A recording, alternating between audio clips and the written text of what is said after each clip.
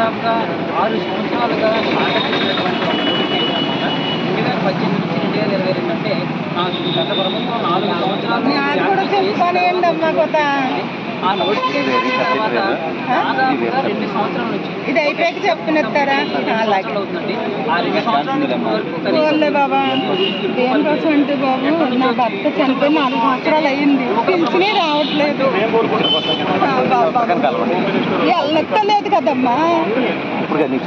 అలాగే బాబు ఎందుకంటే యోగితే కూడా సోమేశ్వర్ గారు కూడా ఆల్రెడీ అందుబాటులో పవన్ కళ్యాణ్ గారు ఉన్నారు కాబట్టి యోగితే సర్టిఫికేట్ అన్నారు కాబట్టి పవన్ కళ్యాణ్ గారి నుంచి మా అభిప్రాయాన్ని అర్థం చేసుకొని మాకు కొంచెం న్యాయం చేస్తారనే నా నమ్మకంతో ఇక్కడ పవన్ కళ్యాణ్ గారు కలవడానికి వచ్చామండి.